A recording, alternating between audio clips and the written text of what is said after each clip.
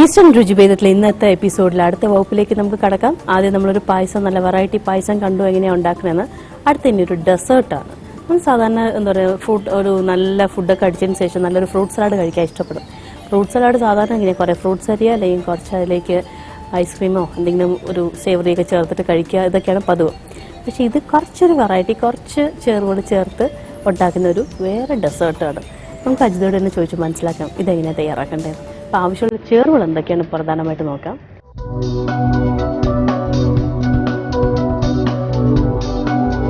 Apple കുഞ്ഞു കുഞ്ഞു കഷ്ണങ്ങളായിട്ട് മുറിച്ചത്,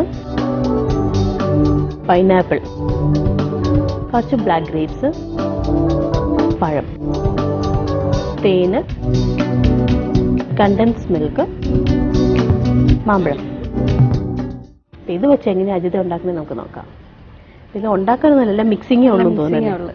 അപ്പൊ എവിടുന്നാ തുടങ്ങണ്ടേ? ആദ്യം മാമ്പഴം ഇടാം. മാമ്പഴം ഇതൊന്നിന്റെ തോല് പാടില്ല അല്ലേ? മാമ്പഴം എല്ലാം തോലെല്ലാം ചെറുതായിട്ട് മുറിച്ചെടുക്കാം. ആപ്പിൾ ആകുമ്പോൾ പിന്നെ പ്രശ്നമില്ല. ഈ ഇത്രയും ഫ്രൂട്ട്സ് ഒക്കെ ഉള്ളത് എത്ര വേണമെങ്കിലും എടുക്കാമോ? എത്ര ഫ്രൂട്ട്സ് എത്ര വേണമെങ്കിലും എടുക്കണോ? പ്രശ്നം ഇത് പൈനാപ്പിൾ, മുന്തിരി ഫുള്ളായിട്ട് ഇടാലോ. പഴം എത്ര? രണ്ട് പഴം ഞാനിപ്പോൾ ചെറിയ കഷ്ണങ്ങളായിട്ട് മുറിച്ചത് എല്ലാം കൂടെ ഒന്ന് മിക്സ് ചെയ്യുക.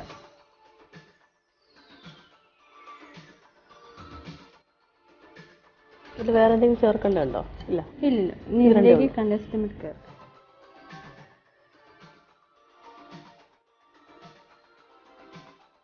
അത് ചേർക്കുമ്പോൾ ആവശ്യത്തിനുള്ള സ്വീറ്റായി. അതിൻ്റെ കൂടെ ഹണിയും കൂടെ ചേർക്കുമ്പോൾ പിന്നെ പറയും വേണ്ട.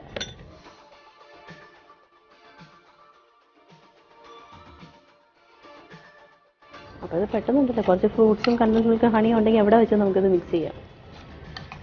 എനിക്കിത് മിക്സ് ചെയ്യുന്ന സമയത്ത് മാത്രം കട്ട് ചെയ്താൽ മതിയായിരിക്കും, അല്ലെങ്കിൽ ആപ്പിളൊക്കെ ഇരുന്ന് നിറം പോവും.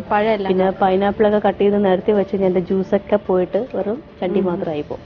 അപ്പം അതുകൊണ്ട് കറക്റ്റ് ഫ്രഷ്നെസ് കിട്ടാൻ വേണ്ടി എപ്പോഴും മിക്സ് ചെയ്യുന്നതിന് തൊട്ട് മുമ്പായിട്ട് കട്ട് ചെയ്യുക. അപ്പം തേനൂടെ ചേർത്തിരുന്നു, അതെല്ലാം കൂടി ഒന്ന് നന്നായിട്ട് ഇളക്കിയിട്ട് തണുപ്പിക്കേണ്ട ആവശ്യമുണ്ടോ? ഫ്രിഡ്ജ് വെച്ച് നന്നായിട്ടൊന്ന് തണുപ്പിക്കുക. അപ്പം കുറേ കൂടെ കൂൾ ടേസ്റ്റ് എടുക്കുക. ജലദോഷമുള്ളവർക്ക് ആസ്വദിച്ച് തട്ടി വീഴുക.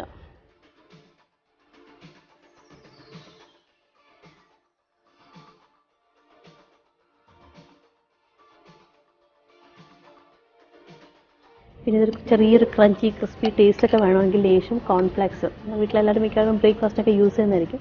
കോൺഫ്ലാക്സും കൂടെ ഒന്ന് പൊടിച്ചിട്ട് അതേപോലെ ഒരു ചെറിയൊരു ക്രിസ്പി ടേസ്റ്റും കൂടെ കിട്ടും.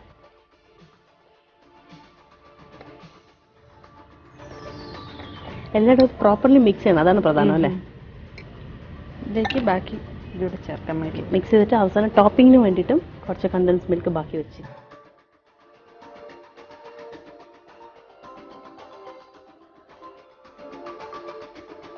അപ്പം നല്ലപോലെ മധുരം ഇഷ്ടമുള്ളവർക്ക് ഓക്കെ, ഇത് അങ്ങ് സ്കൂപ്പ് ചെയ്ത് കഴിക്കാൻ പറ്റും. നമ്മളെപ്പോലെ ആൾക്കാരുള്ളൂ ചെറിയൊരു തരിപ്പും പ്രശ്നങ്ങളൊക്കെ ഇട്ടിരിക്കും. ഹണി ഒഴിക്കണം. ഹണി ആദ്യം കുറേ ഒഴിച്ച് മിക്സ് ചെയ്താണ്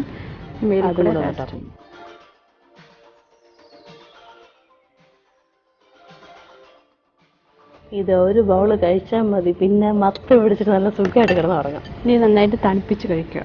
ഇത് നല്ല ക്ഷമയുള്ളവർക്ക് വേണമെങ്കിൽ ഫ്രിഡ്ജിൽ വെച്ച് തണുപ്പിച്ചിട്ട് നല്ല കൂളായിട്ട് കഴിക്കാം. ക്ഷമ തീരെ ഇല്ലാത്തവരും തണുപ്പൊട്ടും പറ്റാത്തവർക്ക് ആസച്ച് തന്നെ കഴിക്കാം. പക്ഷേ ട്രൈ ചെയ്യാം.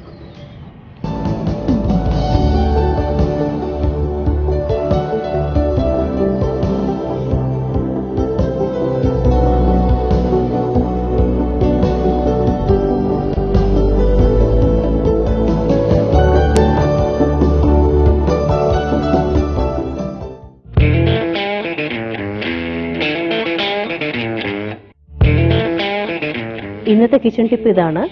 സാധാരണ വീടുകളിൽ നമുക്ക് ചിമ്മിനി ഒന്നും ഉണ്ടാവില്ല. കുക്കിംഗ് ചെയ്യുമ്പോഴത്തേക്ക് ഈ പുകയൊക്കെ കൺട്രോൾ ചെയ്യാനും മണം കൺട്രോൾ ചെയ്യാനും. ചിമ്മിനീസ് ഉള്ള വീട്ടിൽ നേരെ പുക അതുവഴി പോയി പുറത്തേക്ക് അങ്ങ് പൊയ്ക്കോളും, നമുക്ക് വലിയ ട്രബിൾ ഉണ്ടാവില്ല. പക്ഷെ ഒരുപാട് കുക്ക് ചെയ്യേണ്ട സമയത്ത് ഒരുപാട് മസാല കിട്ടുമ്പോൾ ഭയങ്കരമായിട്ട് ചുമ വരും, ഇങ്ങനെയൊക്കെയുള്ള പ്രോബ്ലംസ് ഉണ്ടാകുക.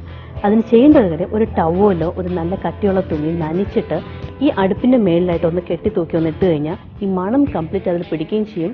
ശ്വാസം മുട്ടലോ ചുമയോ അല്ലെങ്കിൽ മണം പുറത്തു പോയി എന്നുള്ള പ്രശ്നമേ വരില്ല. ഒന്ന് ട്രൈ ചെയ്ത് നോക്കുക.